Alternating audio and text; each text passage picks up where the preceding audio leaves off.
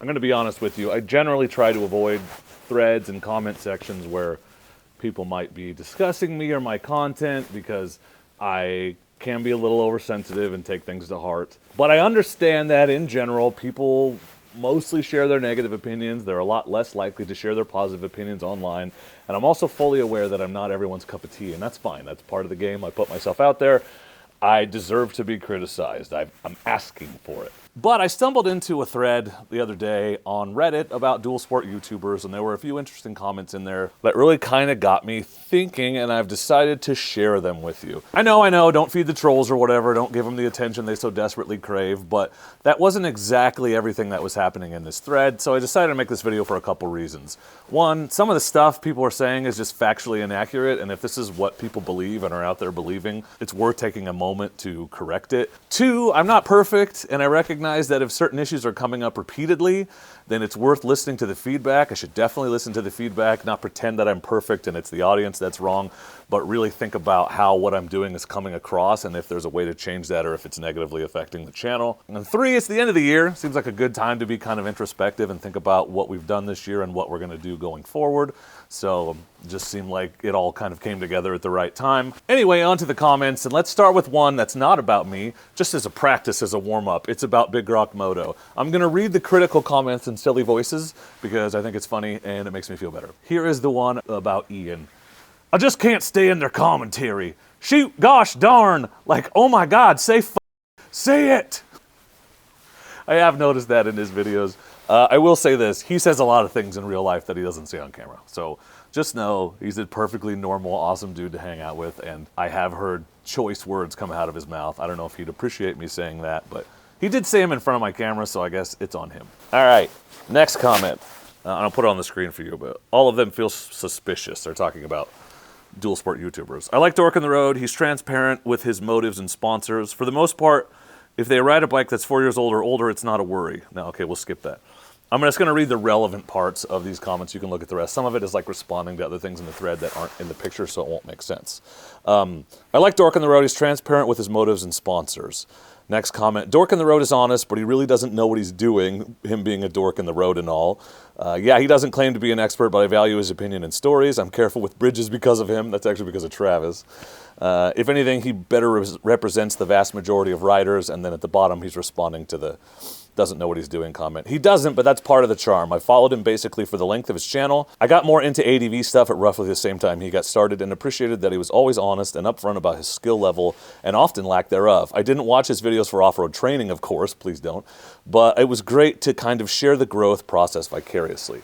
Comments like this are so awesome to me. I so appreciate them because it's one thing to think you're doing something, it's another to have people say, hey, I see this thing that you're doing and I appreciate it. And so many of you come up to me at events and say comments just like this. Thanks for what you do. It's great to be able to relate to you. It's nice to see a normal person. When I started this channel, it was all about, like, I never saw anyone like me out there riding, just kind of doing weekend stuff and taking normal camping trips. It was always like expeditions to the end of the earth or like, you know, Poltares jumping over a cliff on a T7. There was no just like a regular dude riding regular stuff, seeing cool places. And so I wanted to share that part of it with people, and so I'm glad that still comes across, or I hope it does. Let's read the meat and potatoes. This is the thread that actually inspired the video to begin with. I'm actually not gonna read them with silly voices, that just seems dumb. Dork on the road is pretty good, but he has an ad for $300 sunglasses in almost every video as of late. It's funny because he originally made a video talking shit about flying eyes and how overpriced they were, but I guess money talks, so now he's a fan. I get it, he's got bills to pay and bikes to gas up just like the rest of us. Still like his content though, and I've had the pleasure of hanging out with him in person a handful of times at various events, and he's a fun, genuine guy. Thank you. I enjoyed hanging out with you too, even though I don't know who this is. Old Ben will be a shill for anything if they pay him enough. Aren't we all? Question mark. Everyone has a price, but your example of his flip-flopping from talking shit about a product to singing its praise when they pay him is just one of many. His bike reviews are also mostly marketing fluff. He buys whatever bike is getting views on YouTube that moment, and it's instantly the best thing ever until something else comes out and it's dumped with next to no miles, and next bike is the best thing ever. I still watch his stuff. They are well put together, and the areas he gets to ride are great. I just don't value his input because it's been paid for. Not saying he is the minority. I get a majority of content creators would sell you a bag of steaming if they could make a buck. Okay, there's a lot here, so let's go through it one by one. We're gonna start with the factual inaccuracies. I have had one Flying Eyes ad a month since I started working with them. I think it's 4 now. 4 total over the last 4 months, not one in every other video. Just factually inaccurate. No commentary, factually inaccurate.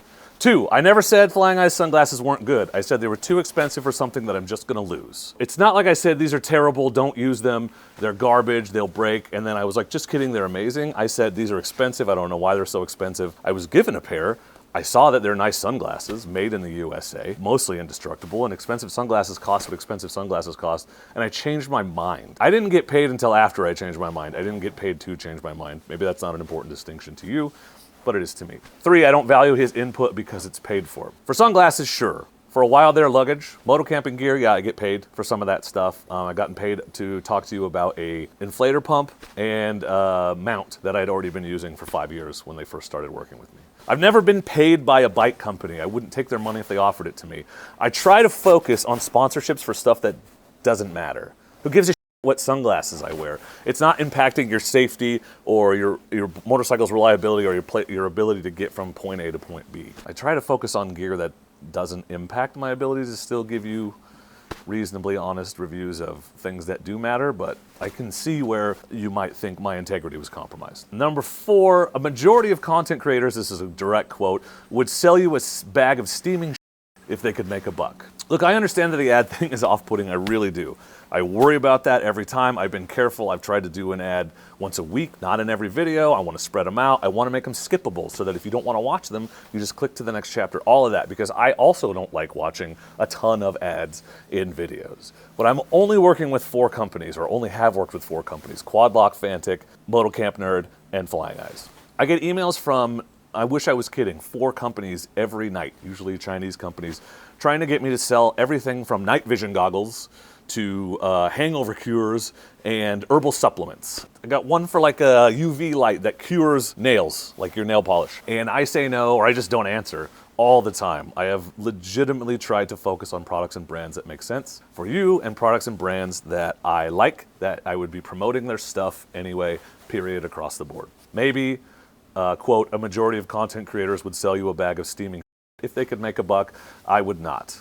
You don't have to believe me, but that is the truth. In terms of the sponsorship thing, and I think it has been maybe a point of contention lately because it was a change. So in 4 months ago or so, I started working with more brands. I'm actually working with an agent who will negotiate these deals for me to promote these products. I'm pretty picky. Honestly, I think I've pissed him off because I say no so much, because stuff has to be relevant and it has to be something I like and it has to be something I've tried. So there are 2 products on the workbench behind me right now that companies have offered me money to promote, and I haven't done it yet. I've said no because I haven't had a chance to use them, and I'm not just going to promote them without having used them. So I mean, that's my philosophy. The channel's not self-sufficient. I wish it was. Even at 130,000 subscribers, it isn't. I still have supplementary income from making content for Moto Camp Nerd, and I love working with Moto Camp Nerd. I really do. Thank God for that guy. And I support him, and it's great. He's a great guy to work with, but I don't make enough on the channel to support myself fully, full-time. I would like to eventually, and that's why I've kind of leaned into the sponsorship thing. Is, to me, it's just a way for me to keep creating the content that you watch for free, and make it so that I can afford to do that and go out and have the adventures and get the knowledge that's required in order to make the videos that hopefully help people, right? And I try to do it in the most inobtrusive way possible. That's why you'll notice there's always a chapter in a video with an ad, and the ad is always a chapter, so you can just one click skip across it. I don't like watching ads in videos either. I always appreciate those, so I don't mind when people put them in as long as I can skip right over it. I've tried to do that for you too. So I'd like someday for the channel to be self-sufficient and not need that extra income from Moto Camp Nerd. But until then, I love working with the guy, and sponsorships are just one way of kind of moving in that direction of monetizing what I'm already doing in a way that I would like to be as unobtrusive as possible. I watch a lot of YouTube. These sponsorships are so common. I watch World of Warcraft videos and they have them. I watch camping videos and they have them. Everyone does it. Seems like leaving money on the table when it's easy to just stick it in and make it skippable is dumb. But if it's hurting the channel, then it's dumb to keep doing it. So, yeah. Anyway, on to the next one. On the subject of bike reviews, if he was a review channel, it'd be awful. Thank you. But his channel isn't a bike review channel. He's upfront with his perspectives, and frankly, I understand where he's coming from. A critical bike review may be more useful if you are intensely cross-shopping bikes, but so often they're kind of absurd. Modern bikes are all pretty damn awesome, and in the vast majority of cases, there really aren't significant downsides. I mean, I get it, we all love to talk bikes and on some is part and parcel in that, but Ben makes a pretty damn good point that a whole lot of new riders shopping for their first bikes, or first bikes in that particular role, miss. So long as you get a bike capable of what you want to do, it's going to be an awesome bike. There pretty much aren't bad bikes these days, just not the right bike for what you want to do. I so appreciate that comment. I really do. And it's true. I think most of my bike reviews are overwhelmingly positive. I love motorcycles. I have fun riding just about anything. And a lot of reviewers, a lot of journalists, a lot of people in the moto industry make a lot of money to go through and find the most minute thing to focus on that's maybe mildly inconvenient, and it gets blown out of proportion. Because there really aren't major downsides and major differences between these bikes. For the most part, they'll all go to the same places. So I try to think about who would like this type of bike more and who it's for and what'll work better. I also always strive to include negative. There's always negative stuff in every review. There's a good section and a bad section. But from my perspective, I'm not a bike reviewer. I'm not an insider. I'm not a mechanic. I'm just a normal guy. I try to make my reviews for those people. The reviews are not for the people that want to nitpick valve clearances. The reviews are people that want to know that when they throw their leg over the bike, they're going to have fun and not be scared. That's the normal people. That's why I lean towards the newer-ish rider. The more experienced riders already know what they want. They don't need me to tell them. And most of the time, people are just looking for validation of a decision they've already made. And for the most part, once you get the bike, it's great. The best bike to adventure on is the bike you already have. So once you buy one, it's a great bike. Good job. For the most part. Here's a big one with some interesting complaints that, frankly, I've worried about myself. I commented about this above, but yeah, I loved his earlier content. PNW Moto Camping, reviewing random low to mid-range bikes, gear suggestions and reviews, particularly from a budget perspective. It was relatable content, actually useful to your average, ordinary, dual sport, light ADV rider. You'd watch, not just imagining doing that sort of thing, but actually being able to reasonably just go do it. You could try things out for yourself the day you watch the video. Christ, I'd watched his videos while out moto camping. Now though, it's big, expensive, week-long training retreats that cost $5,000 to do. Big trips to awesome places, riding brand new expensive bikes. Sure, it's flashy and I bet super fun for him, but it's stuff I won't be able to do no matter how much I'd like to. Now it's more fantasy. But I long for the old, simple moto camping videos. That was something I could reasonably do. These big expensive trips, succession of new bikes, all that basically lost the relatability he had as a fellow dork crashing about in the bush. I'm not well off, but I do okay, but I just can't off for week-long multi-$1,000 trips. That makes those videos fantasy to me. And that unfortunately doesn't leave a lot, which is sad. No shade meant though. Ben seems like a great dude and I really loved his channel. Just sad it's not for me anymore. So again, this is not an angry conversation. These people are genuinely appreciative, and that's why I say it's not like we're looking at troll comments and making fun of them. We're responding to legitimate criticisms. That's the point of this particular video. So I agree with this, sort of, to a degree. I've branched out. I have.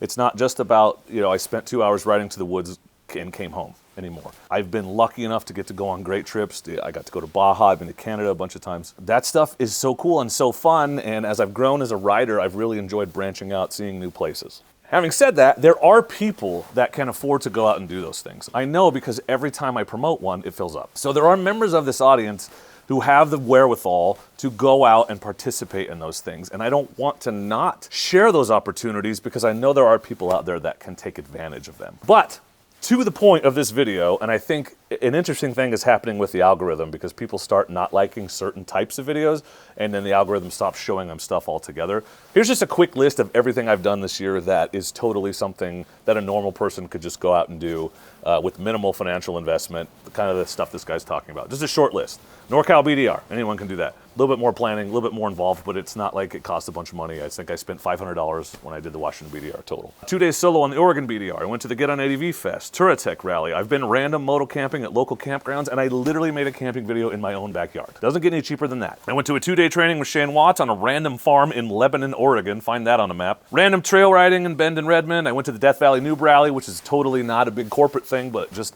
organized by the riders at advrider.com, and a really cool way to go down there and spend a weekend exploring Death Valley. Went random winter cabin camping. I've obviously not done as much random woods exploring, but it's in there if you look, and test rides of bikes and stuff. And the Dork in the Road camp out, which was free for everyone who attended. The only requirement is that you cough up $10 a year to support me on Patreon, and I only do that because if I opened it up to the general public, it would be a free-for-all. I only want to invite people that appreciate the opportunity and not just randoms who signed up so they could go camping for free. And so the only filter there is that you have to be a patron or a channel member, and you can do that for literally $10.20 a month. So I think that's affordable for most people.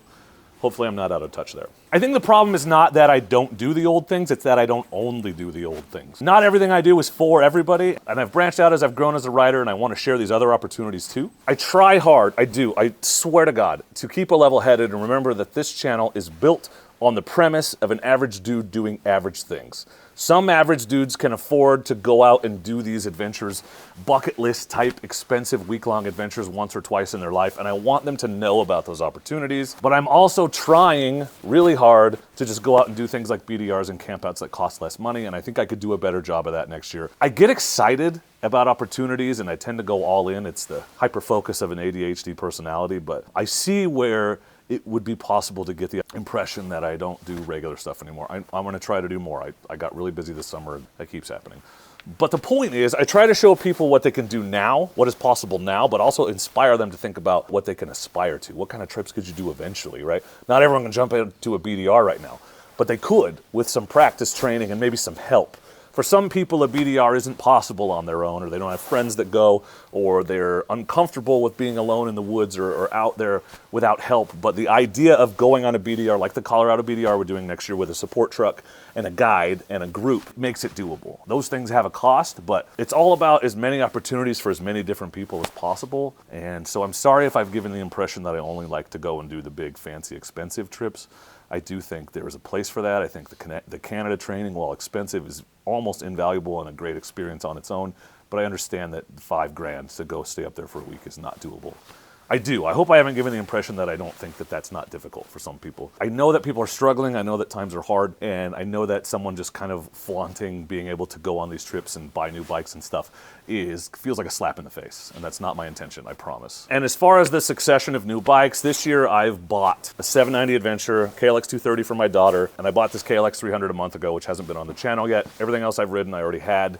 2 bikes got sold this year, the Tenere and the Transalp. This is not me saying that's not a lot of bikes. It's not 10. But it's a lot for a normal random dude to do. Like if you had a random friend that was like, I sold 2 bikes and bought 3 this year, you'd be like, what the hell, are you rich? But this is my business. This is what I do for a living. So it's a lot of bikes for a random dude. It's not for a bike reviewer. And I think while I appreciate that people still think of me as a random dude, and I think of myself as a random dude, I'm a random dude with a job. And my job involves getting motorcycles, making content on them, and then selling them to move on to the next thing. My goal, legitimately my goal, is to ride as many affordable dual sport and adventure bikes as I can, because I get asked for recommendations a lot, and I just don't like recommending things that I haven't ridden, and or I don't like not recommending things because I haven't ridden them because maybe they're good. I don't know. I've had my opinion changed so many times that I'm trying to get as much hands-on experience as possible. There's also a limit to content that can be made on each bike, and once I hit that limit and or once the interest and the views start to fade, it makes sense to sell that bike and move on to the next one. I can't afford to just keep buying them.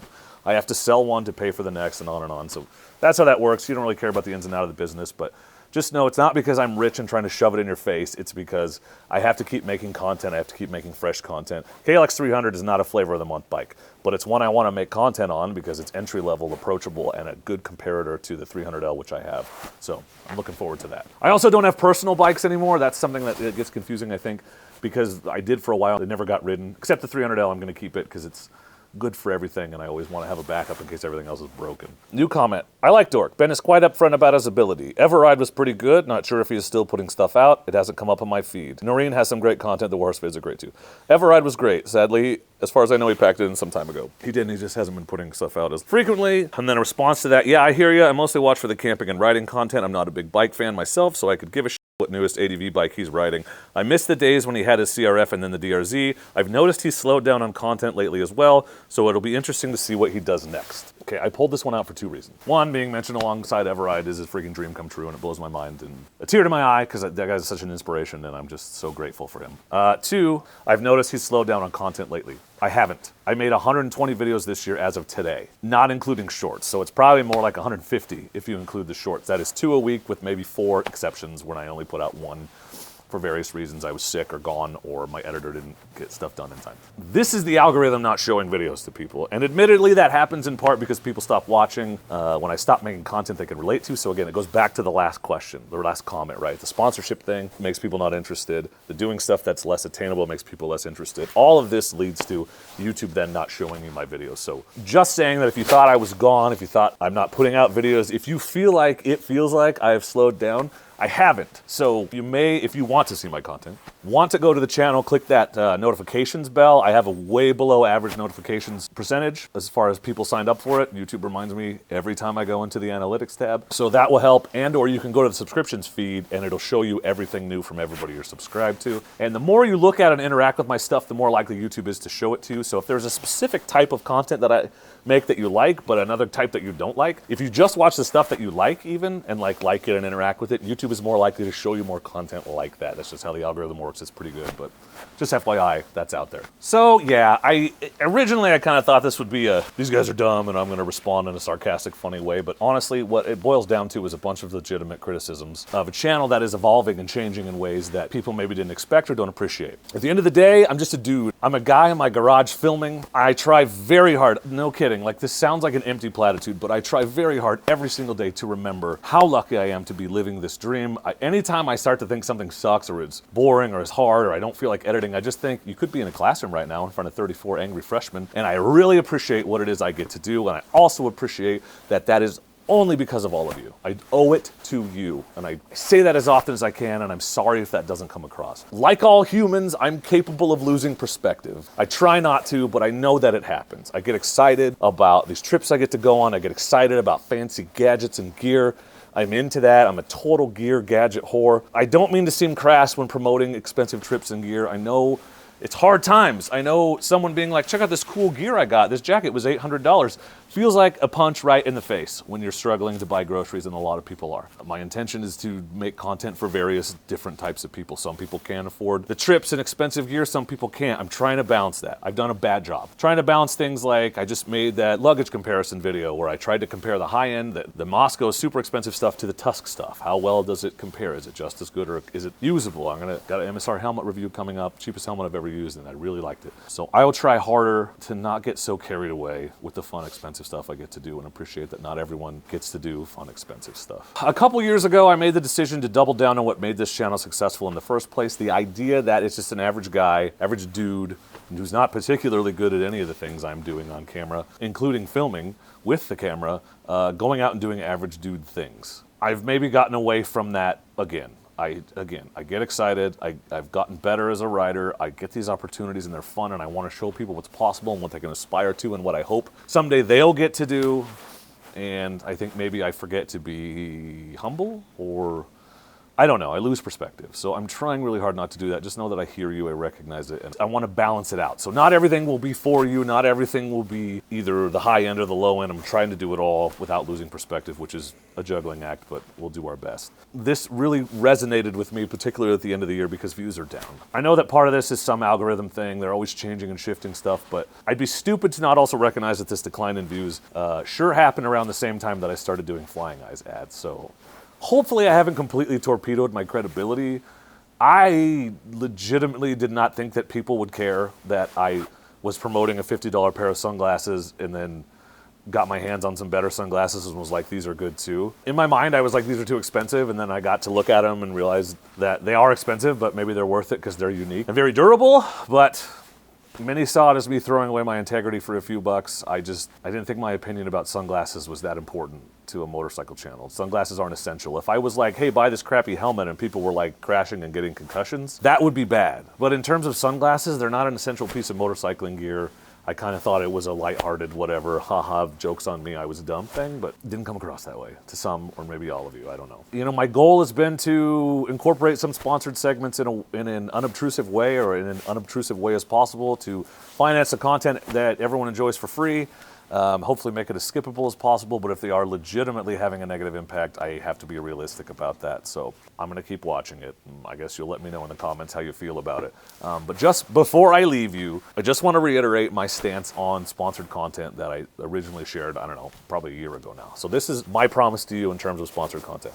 Only products that are relevant. No boner pills, VPNs, or mobile games, even though they pay a lot. Because who gives a shit? This is a motorcycling channel. I will always disclose sponsorships. I'm not going to do one of those things where I wear a Ruroc helmet and don't tell anybody they're paying me, which some people did. In fact, if you look at the very bottom of this video, there's even a general disclaimer about my relationship with Moto Camp Nerd, even though in this video we're not even talking about camping gear. But I just want you to know that the potential for bias there exists because I have a financial relationship with Moto Camp Nerd. I also legally have to disclose anytime I'm getting paid or have the potential to get paid, but just know I will do my best to make it uber transparent. I will only promote products I think are good, stuff I'd be recommending anyway. Like I said, there's a few products literally right behind me from companies that I think are probably good, but I haven't had a chance to try them yet, so I'm not willing to promote them until I have. And number 5, I promise to you I will always do my best to make the ads as skippable as possible.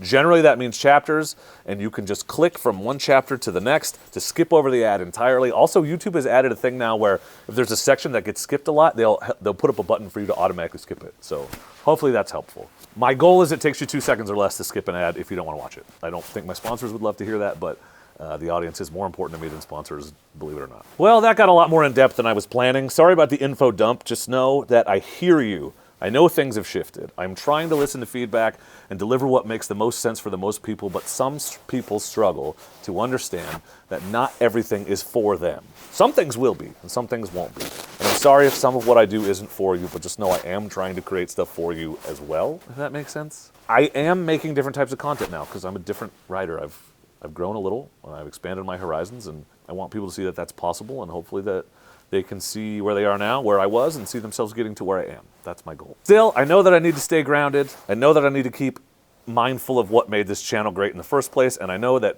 I'm never going to be super awesome guy, influencer, I don't know, like I don't even know. I hate those people. I hate the term influencer because my goal is never to influence you. I will put something in front of you so you can take a look at it and decide if it's worth your while. I don't want to influence you. I want you to make your own decisions. Anyway, I've talked enough. I am beyond thankful for all of you and all of your support. I know none of this is possible without all of my internet writing buddies. Thank you for being my internet writing buddies. Happy holidays and happy new year to you. Thanks for coming along on my adventures now and in the future. And don't forget to be excellent to each other. Thank you. Excellent!